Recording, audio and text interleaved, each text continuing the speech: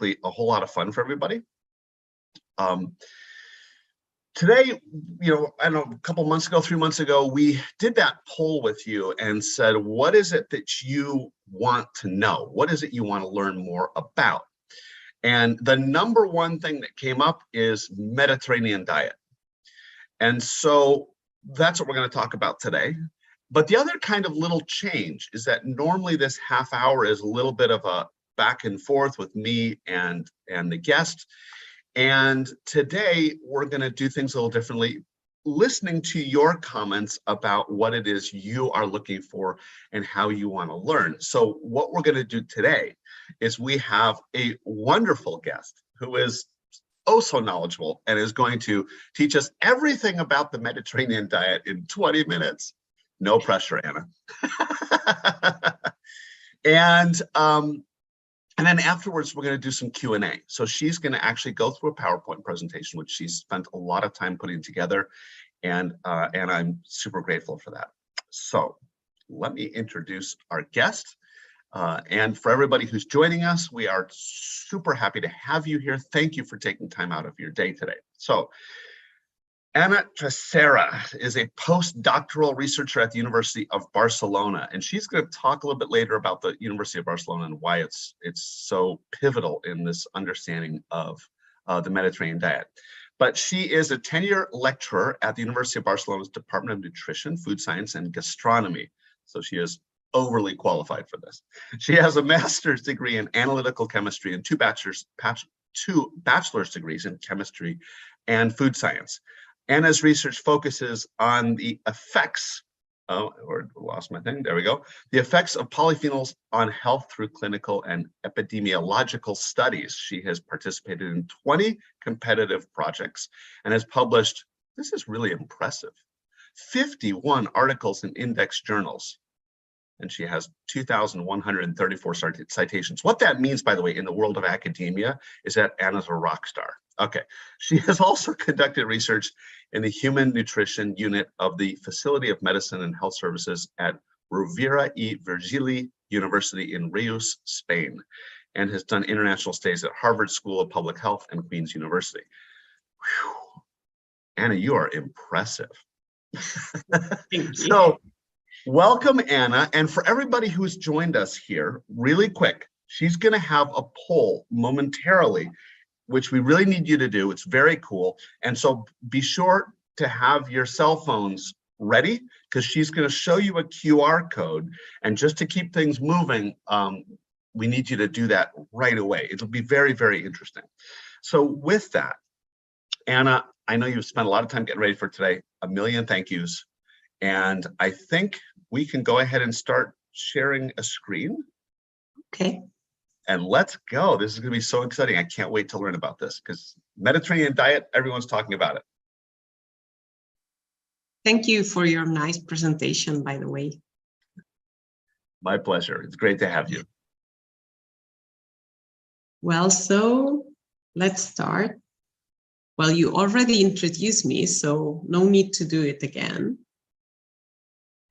And what you said is that, well, I want you to scan this QR code or go to menti.com and enter this code. You can do one of these things and write 3 words that for you define the Mediterranean diet. And let's see if at the end of this presentation, maybe you change, you choose different words.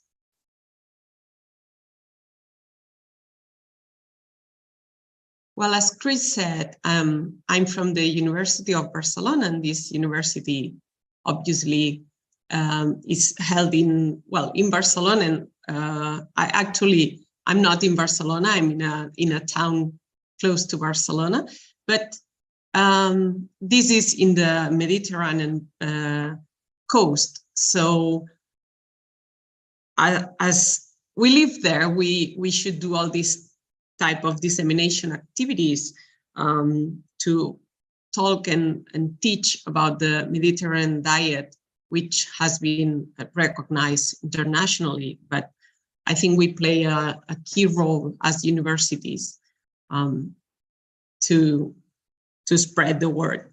And through seminars, conferences, and also teaching this diet to students in bachelor degrees and masters. Well, let's see how this is going. Okay, so as you can see here, healthy is the main word that you think about when you think about Mediterranean diet. Also vegetables, I can see, well, vegetables and vegetable, olive oil, seafood, olive oil, delicious, I like that. But also there's very interesting words here, like tradition, seasonally, balanced. Okay, herbs, authentic, I like that.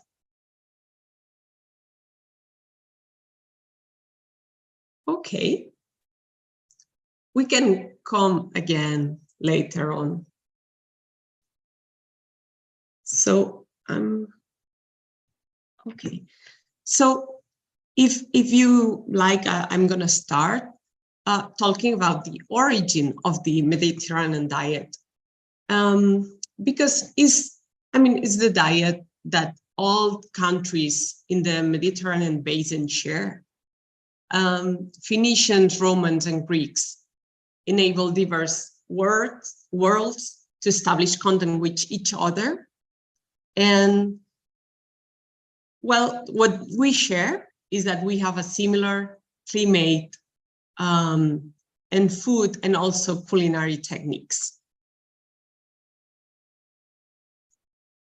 But it has always been the same over time.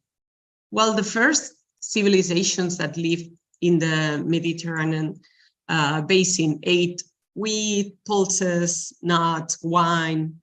We have documents that said that this is true. Like there's evidence saying that the Neolithic people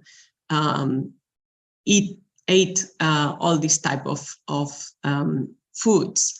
And the main foods that were consumed in the imperial Rome were basically the same as those that form the diet of people in Mediterranean countries today. Of course, with the exception of foods that came from the New World.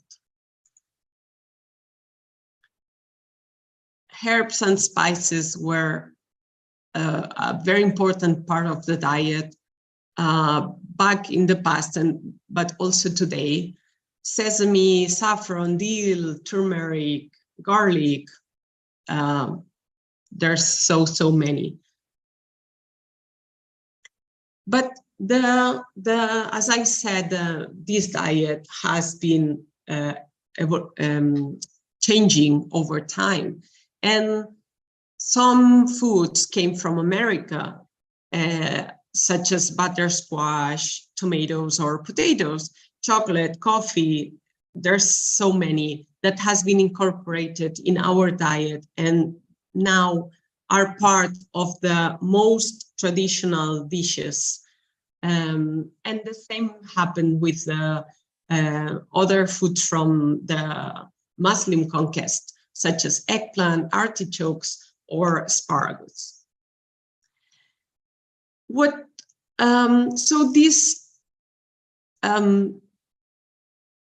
So I was asking myself when I did this presentation, what's the future of the Mediterranean diet? Because I don't eat the same foods that my parents or my grandparents used to eat. For example, sometimes I eat quinoa or soy products, seaweeds, avocados, maybe insects in the future. I hope I'm not going to be here to see it because to me now, I cannot imagine myself eating insects, but in some cultures, these foods are very popular, and maybe in the future, they are part of the Mediterranean diet, because I can assure you that we have insects here, so why not? It was in 1960 that the term Mediterranean diet was coined for the first time, because I mean, we had this diet before, but nobody had named it. And it was an American couple, Ansel and Margaret Keyes, who defined this term for the first time. And it was because they found the first evidence of the protective effects of the Mediterranean diet on cardiovascular disease, thanks to an ecological investigation called the 7 Countries Study. Well, this is the pyramid that you all, I'm sure you have seen everywhere. And I think it's not very different than other pyramids, healthy pyramids that you might know. So let's focus on the key foods that are different here than in other pyramids. Well, the key food, the king of the key foods, I think it's extra virgin olive oil as the main source of fat, both for cooking and for dressing. We use olive oil everywhere, all the time, no matter what. The consumption of more than 2 servings of vegetables a day could be raw, could be cooked, and as we consume vegetables as a main dish, mostly, also as a garnish. But I think one of the differences are that we really consume vegetables as a main dish. Also, fresh fruit a day, bread and other grain products. It's better if they are whole grains. Nuts, preferably raw and unsalted, not fried. And this is a very interesting point, because we consume a lot of sofrito. I don't know if you know this sauce, but it's a traditional, I would say Spanish, but I guess every country of the Mediterranean basin has their own sofrito, their own recipe. It's similar to a tomato sauce, but it's cooked with garlic, onion, or leek, and extra virgin olive oil. And we use this sauce as a base for almost everything. We also consume quite a lot of pulses in different forms. And one of the key foods of this diet is red wine, which has to be consumed in moderation with main meals. But I would say something here. This is important, just in case you already consume alcohol. If you don't consume alcohol, just don't start. But if you consume alcoholic drinks, then it's better to drink red wine than other drinks. And of course, limit the use of butter or drinking sugary drinks, eating commercial pastries, red meat, processed meat. If it's possible, less than once a week. But I was talking about all foods, but Mediterranean diet also means health, also means sustainability and cultural heritage. So let's start with health. We have evidence of the link between the Mediterranean diet and better health outcomes since the 1960s. But 5 years ago, it was published this study that maybe some of you know. It's called the PREDIMED study. And it's important because it was the first randomized clinical trial that tested the efficiency of the Mediterranean diet to protect against cardiovascular diseases. This study enrolled more than 7,000 participants that were randomized in 3 groups. 2 of them followed the Mediterranean diet enriched with extra virgin olive oil or nuts, all type of nuts.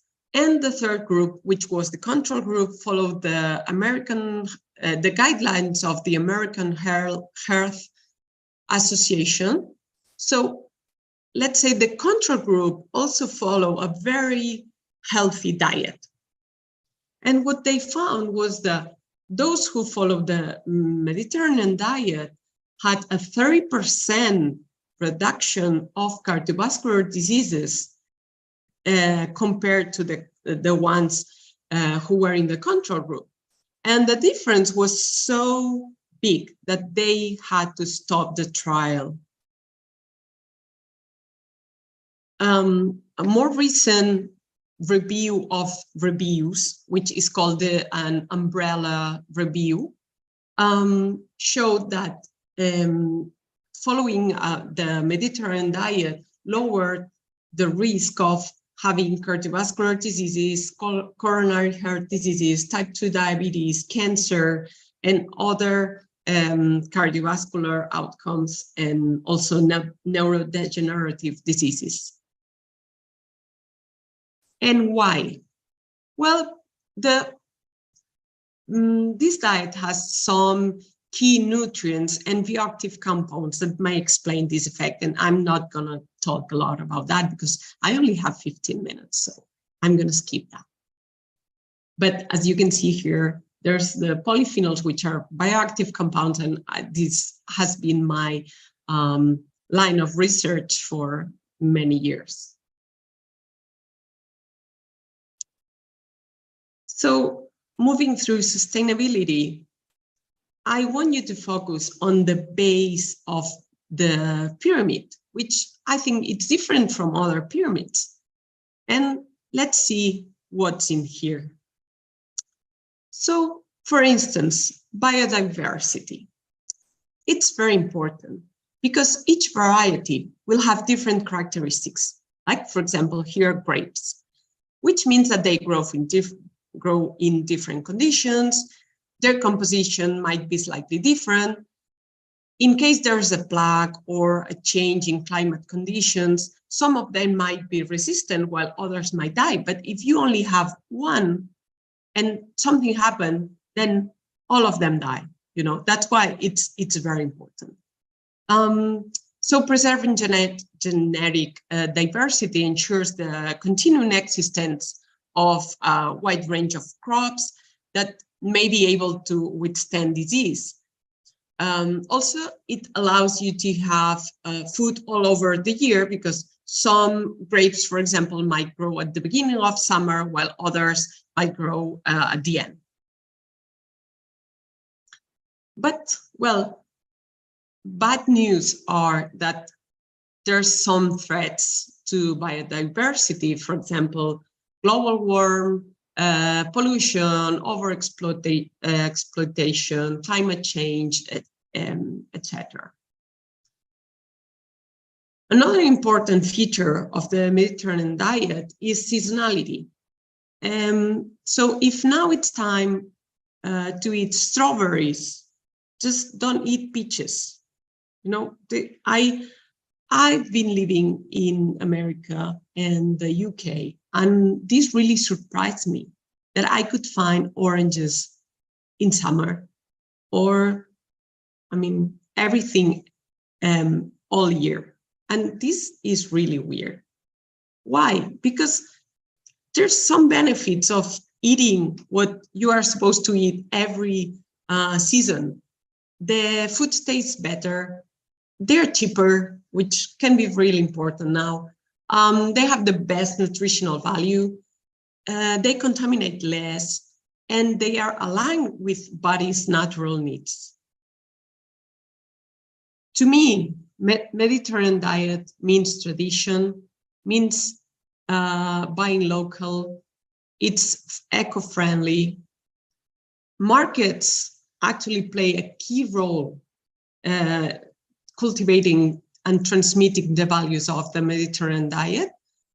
Because if you go to the market, you're only gonna find local foods and season foods, etc. Well, except the Mercat de la Boqueria maybe it's an exception because it's very touristic, so you can find everything there. But it's very nice to see. But the markets that we usually use are, as I said. Well, also family. I would say I had this, first I wrote women because it was women at the beginning, but now it's changing. So I will say family play a fundamental role in the transmission of the skills and knowledge, teaching their children, grandchildren, how to cook and what to cook. Also, we always eat together because as we eat, we exchange knowledge, we communicate, we learn how to eat, seeing other people eating. So never eat in front of the TV, never eat in front of the computer or doing something else.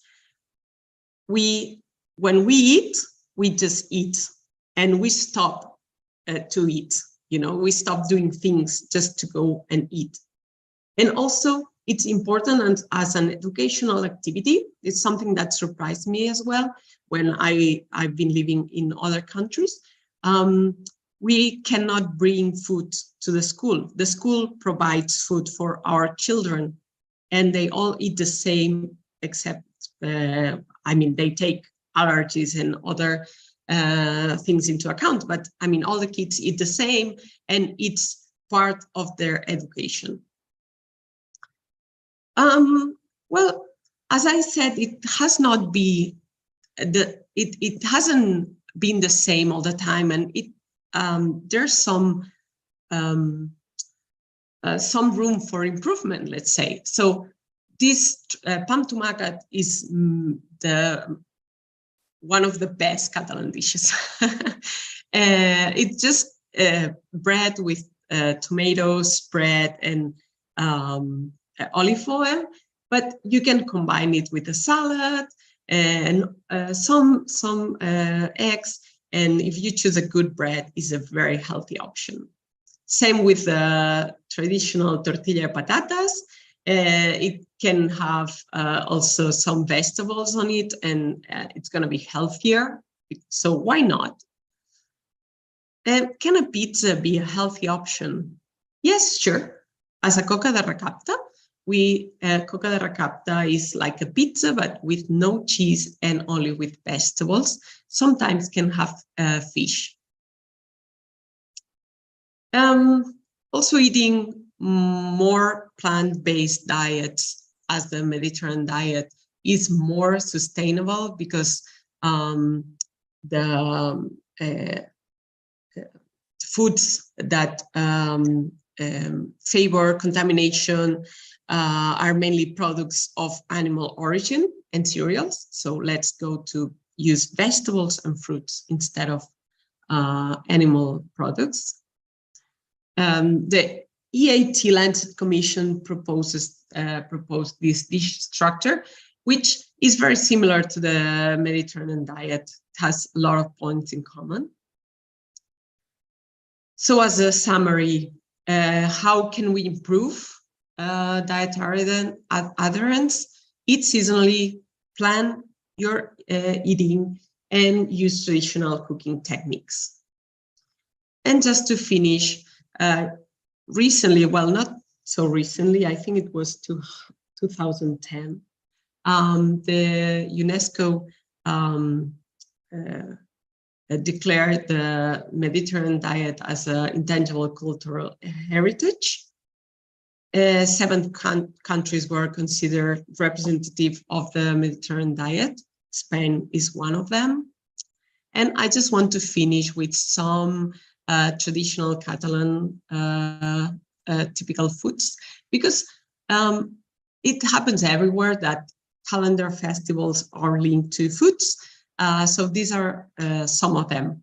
Calçots are typically, they're like long onions that we eat in January, February, this way. It's very fun and very dirty, but it's nice. We love it. Christmas, we have this typical food, soup, some sweets, and St. Steve Day, which is the day after Christmas. It's for Christmas leftovers. We do this cannelloni with the meat from the Christmas lunch. So very important here. Use leftovers. New Year's Eve, we celebrate with sparkling wine, cava is called, and 12 grapes. Easter, which has been, it's a time when the godfather brings this cake to the godchildren. St. John's Day, also we have some sweets. And that's it. It's been 20 minutes, I'm sorry. But if you want to test, if you're following a Mediterranean diet, you can scan this, not now, just later on, or go to dietamediterranea.com. It's in English, and you can do a test and check if your diet is Mediterranean. Thank you very much. Wow. Anna, that was incredible. And I wrote a whole bunch of notes. We're not going to have a ton of time for questions, but if somebody has a question, go ahead to put it in the Q&A, please. But you know, what I was really impressed with as I was watching your whole presentation was really that it embodies so much of what we have talked about so many times. And a few things really stood out to me this time. And one is the whole, you know, we've talked a lot about biodiversity and biodiversity from a sustainability standpoint, which you talked about.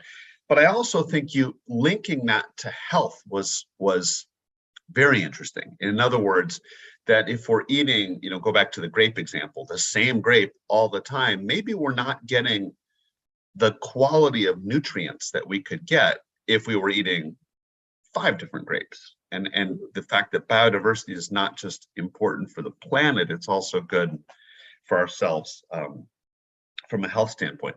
Let me just ask you one question, and that is, you know, sometimes, you know, when I've talked to people in, you know, all over the world, and you talk about Mediterranean diet, and you say, you know, how good it is, and olive oil, and, you know, all of that, and then somebody will say to me in, I don't know, in China, or pick your country, and they say, well, you know, we don't do the Mediterranean diet because olive oil is really expensive, and we don't get the same ingredients. And how can someone take the concept, if you will, of the Mediterranean diet, or the tenets of it, the pillars of it, and bring it into their own country with their own ingredients and traditions?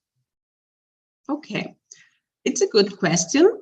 I don't think Mediterranean diet should be exported everywhere, because it's impossible. I mean, because some of the benefits of this diet are because we eat the food that we have here.